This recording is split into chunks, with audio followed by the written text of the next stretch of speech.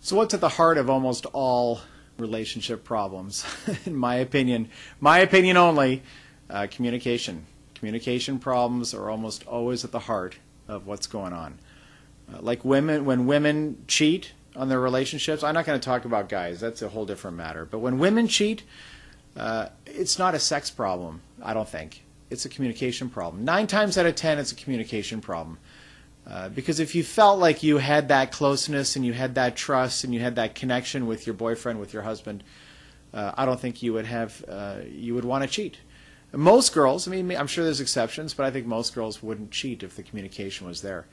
But people in general are generally not that great communicators. Okay, I mean, when I was a kid, I used to think that at some magical age, everyone kind of matured and became a good communicator, but that's not true.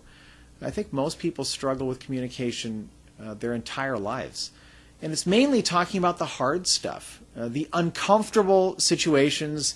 And what happens is these things fester, right? They stay in your head, and you don't say it because it's uncomfortable, and you know it might lead to a fight, or you feel weird or whatever, or embarrassed about whatever it is you're trying to say. So it just stays in your head, and it just festers and festers. And basically both parties, the man and the woman, they both go and they kind of go into their sheds.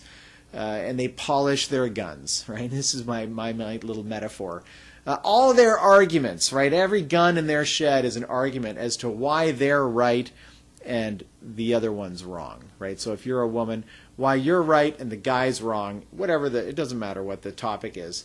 But because they don't communicate, they end up in those sheds. And that's where it festers, and it just gets worse and worse and worse. Okay, it just escalates in their minds until they're at the point of rage, and then you get these big blowouts, these big fights, and when you're that heated and that emotional, I'm not convinced the core issues really get resolved anyway. All that you really do is you take all those guns out of the shed and you pull the trigger and just blow all the ammunition out and yell all your arguments at the other person at the same time that he's arguing right back at you with all of his bullets. Nothing hits anything because neither one is taking any time to listen to the other. You're so focused on getting your own emotions out.